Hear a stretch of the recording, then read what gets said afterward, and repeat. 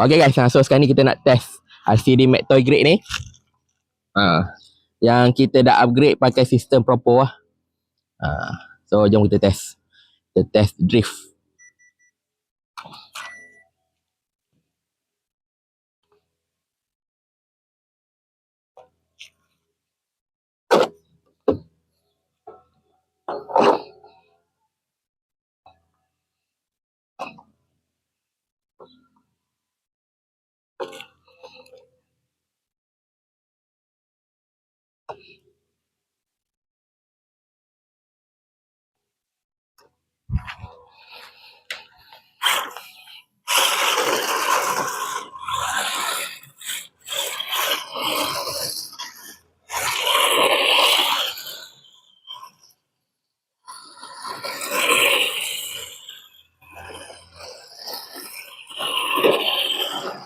Dia punya drift memang lagi smooth lah.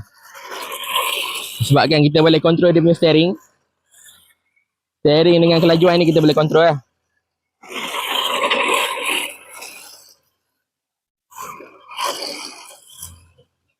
Oh, memang style guys.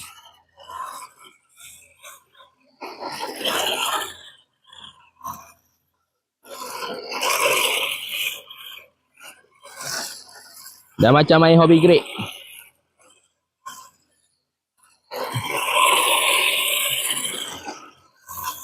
Dia punya angle pun kita boleh setting lah.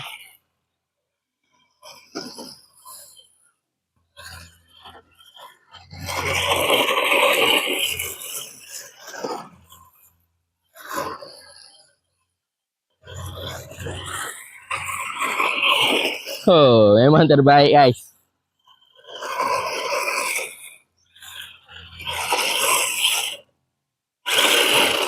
Dia ada function brake tadi. Oh, function brake.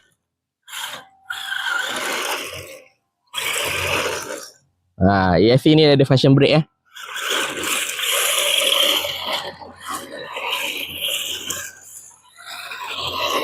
Oh, memang terbaik, puas hati. Ni stage 1. Kita pakai lagi motor standard. Nanti tengoklah. Kalau ada rezeki kita akan upgrade lagi lah. Jadi kalau korang suka video pasal LCD Mac ni, korang boleh like, follow dan share. Jangan lupa subscribe guys. Thank you. Jumpa dekat next video. Bye bye.